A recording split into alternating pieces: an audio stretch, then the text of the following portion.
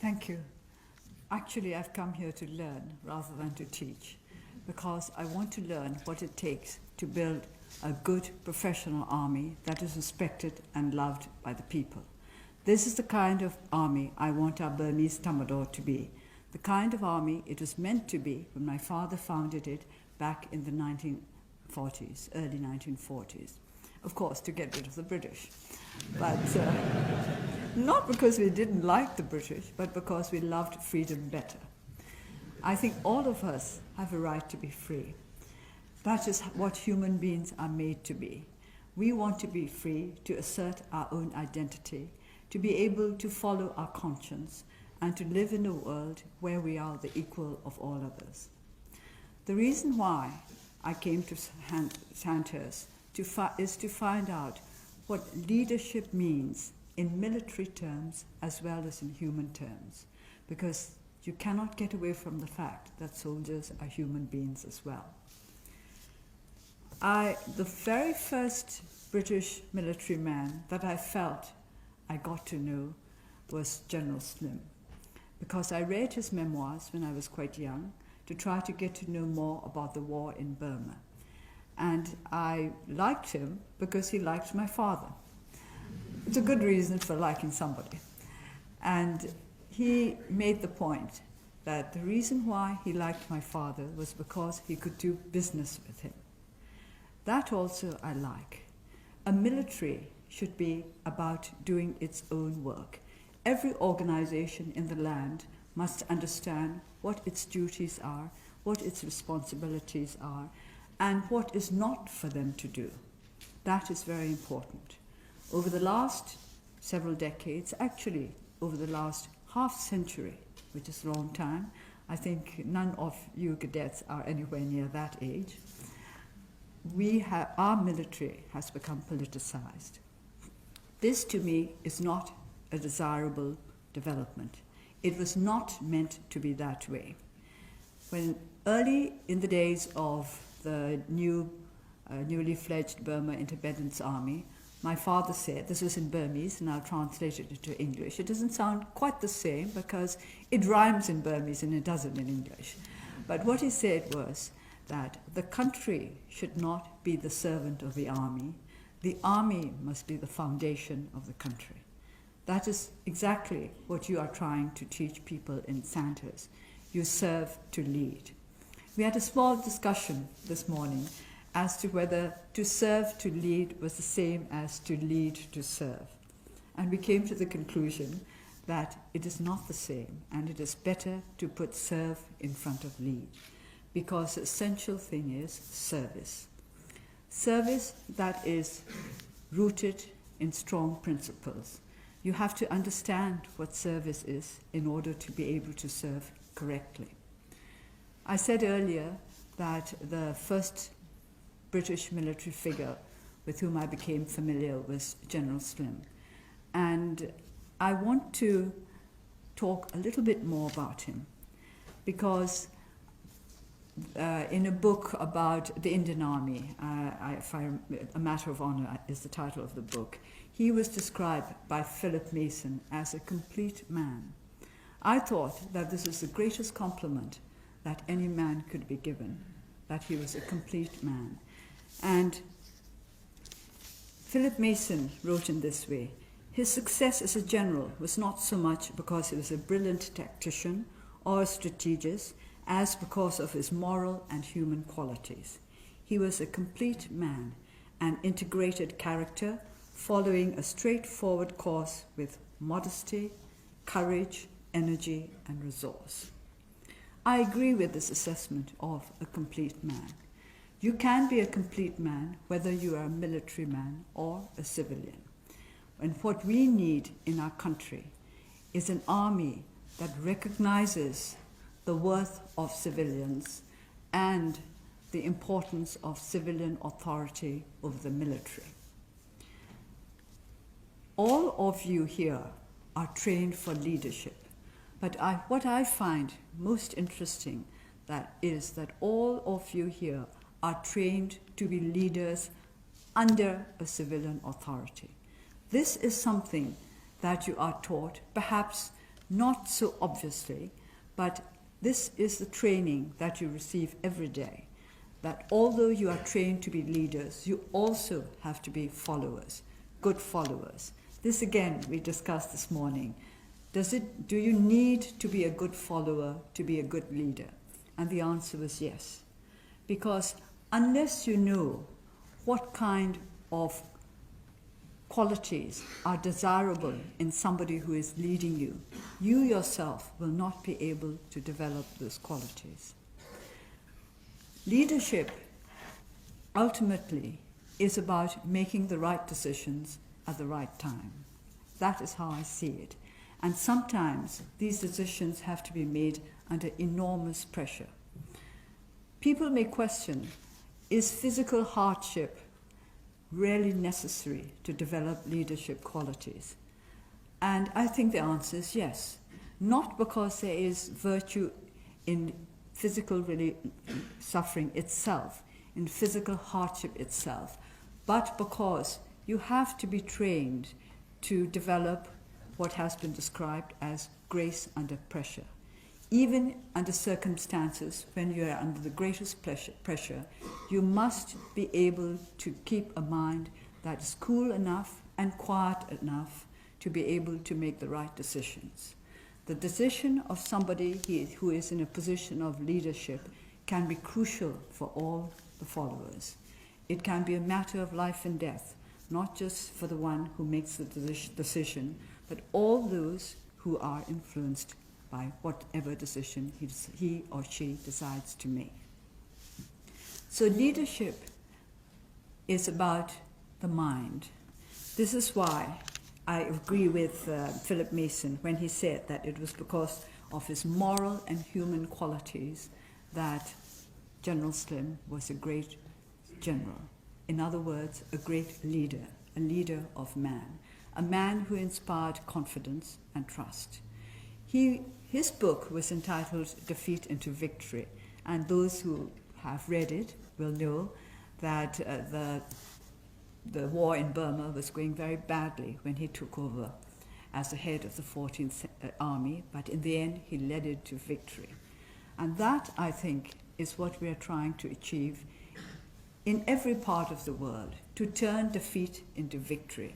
Defeat comes in many guises. It can come in political guise, in military guise, in economic guise. Defeat is something that we all have to learn to cope with. But we have to learn to turn it into victory without in any way compromising our own integrity.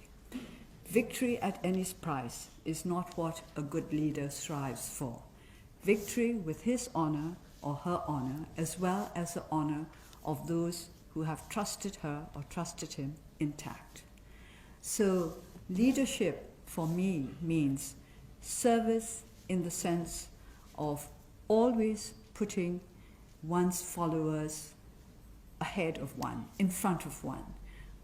They are the ones who really matter, not you yourself, who may be in a position of leadership, but whose worth will be decided only by what he or she manages to achieve for those who have accepted his or her leadership.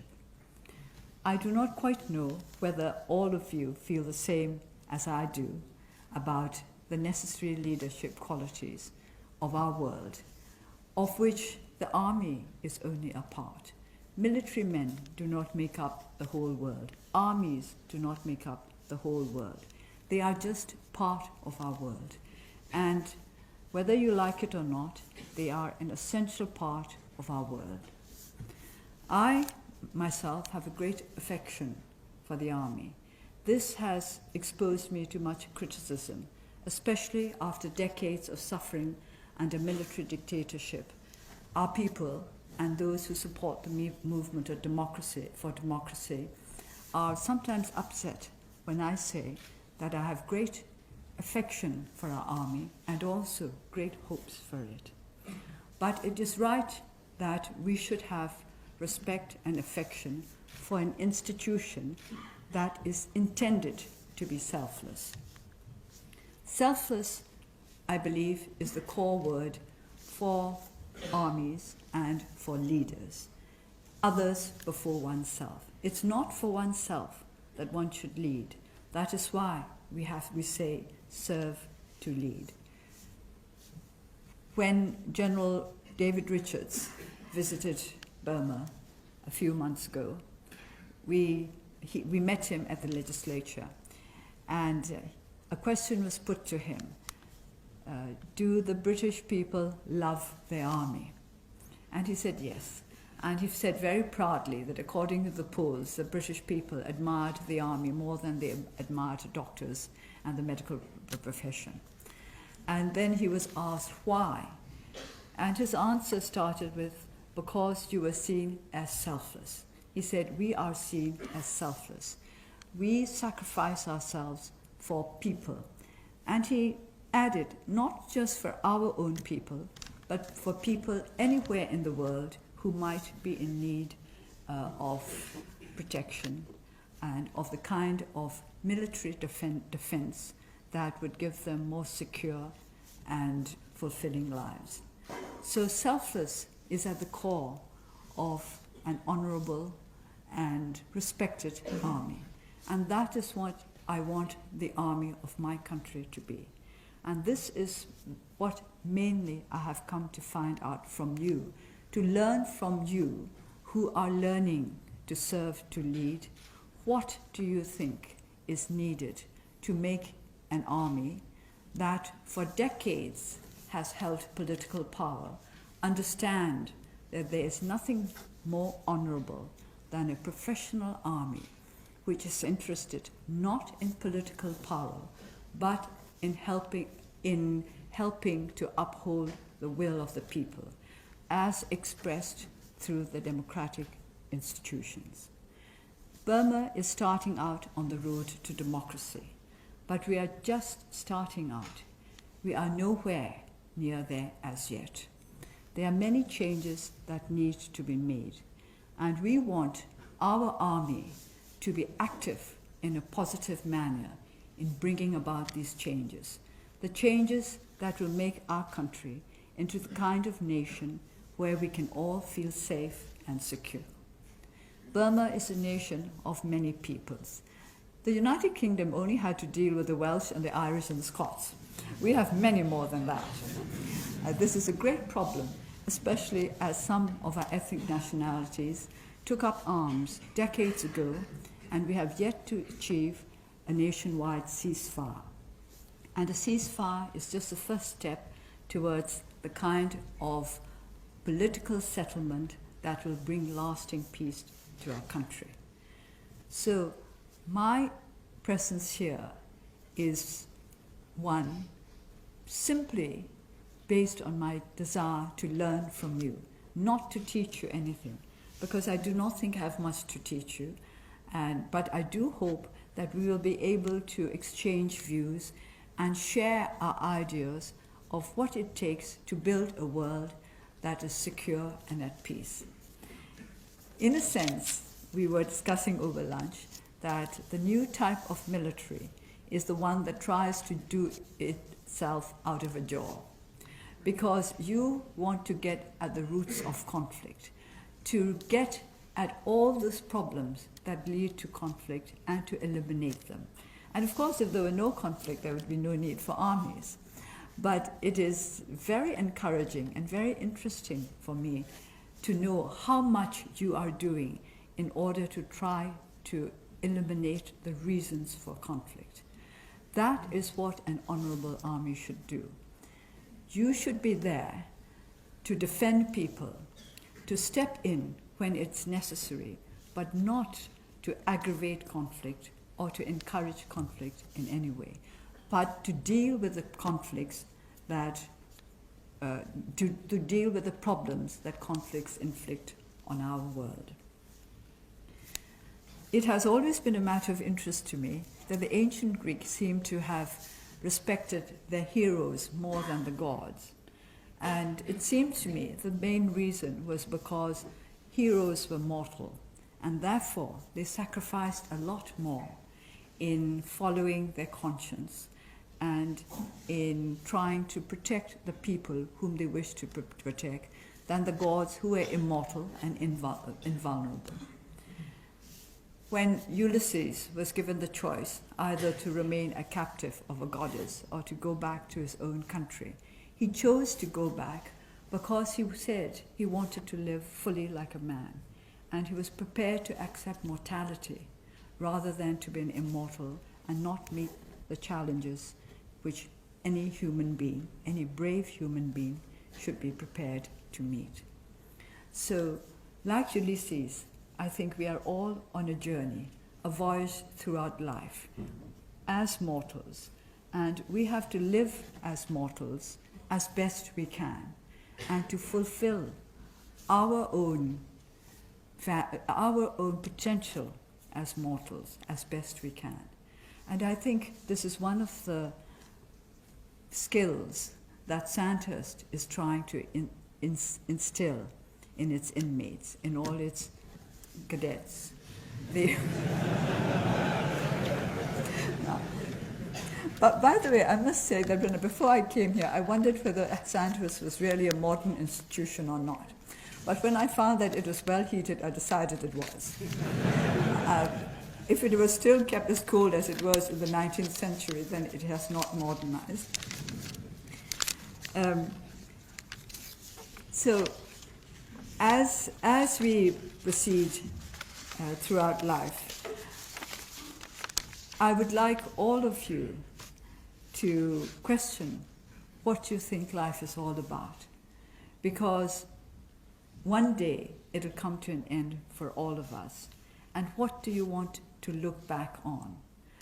What kind of life would you like to say you have led? What kind of legacy would you like to leave to your children, your grandchildren, and for those who have decided to remain single, your friends' children and grandchildren?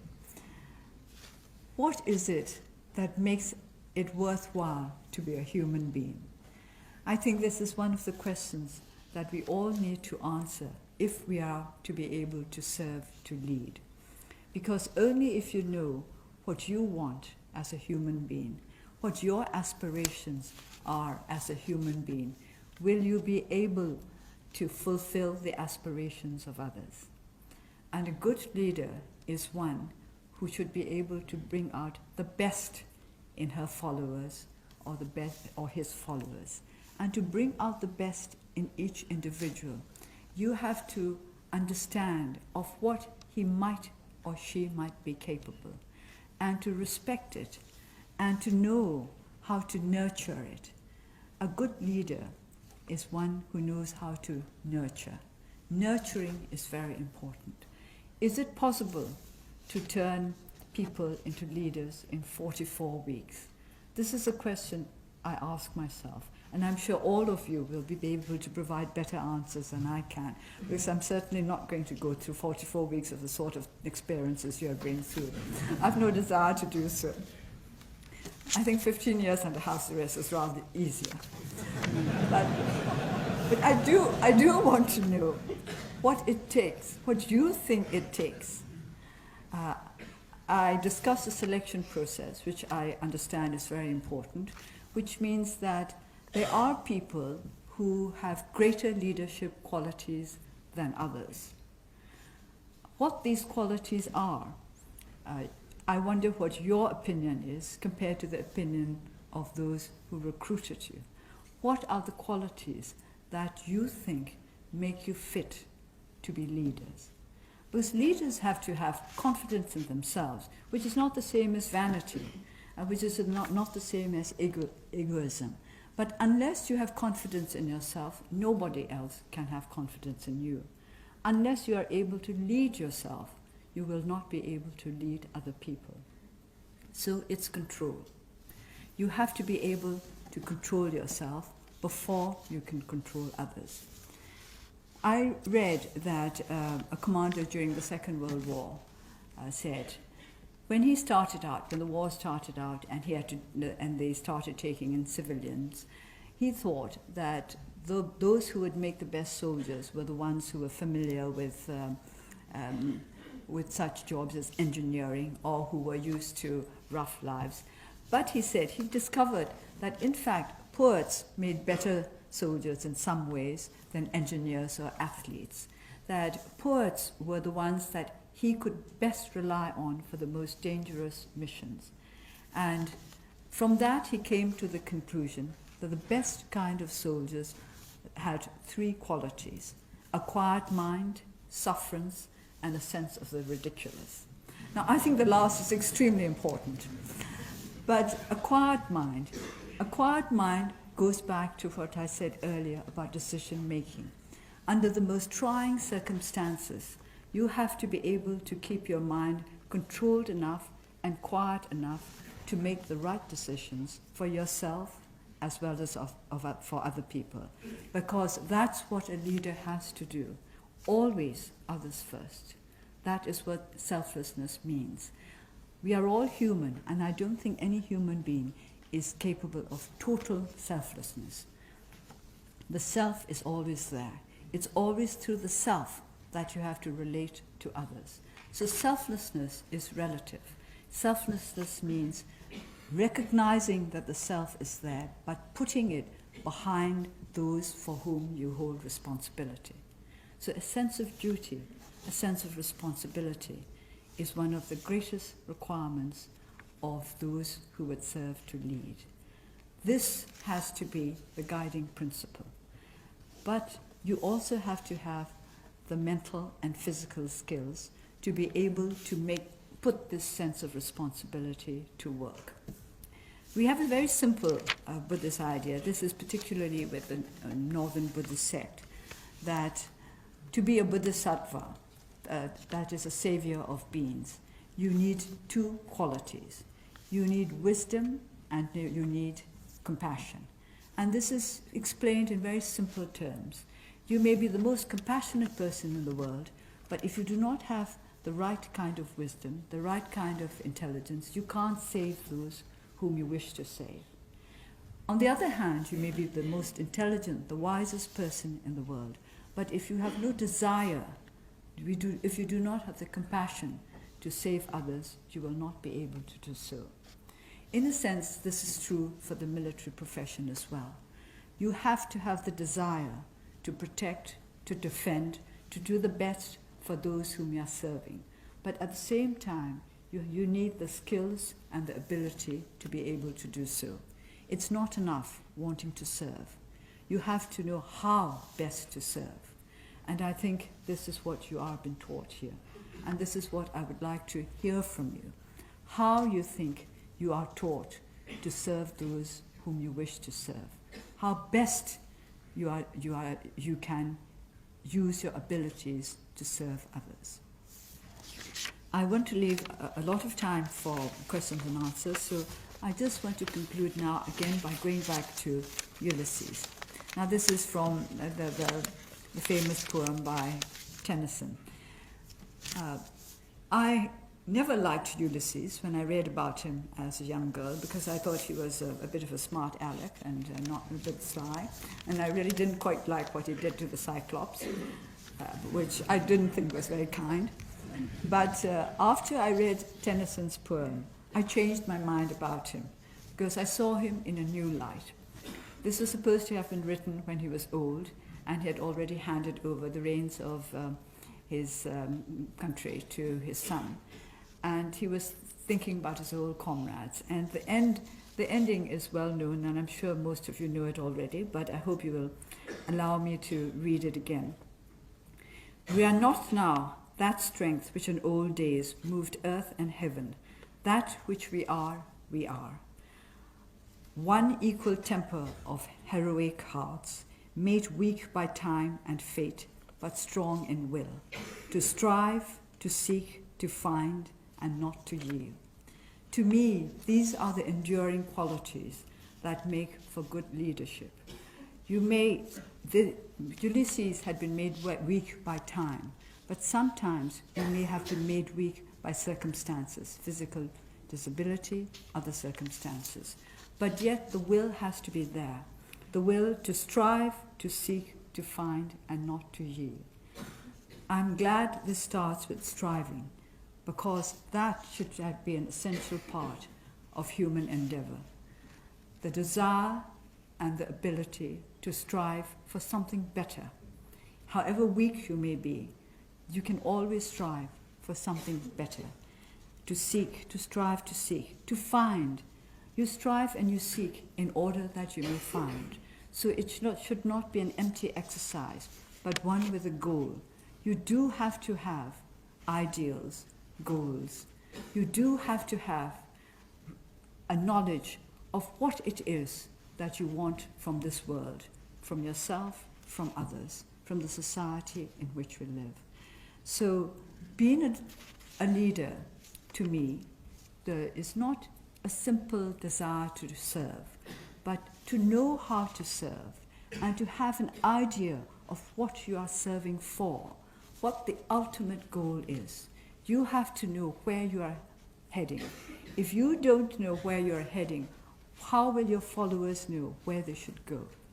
Those who lead must know where it is that they're heading for, what their ultimate goal is, what they want to achieve, not just for the moment, not just for the next year, not just for the time that they are serving in the military, but for the time, and not even just for the time that they are on this earth, but for the times that are to come.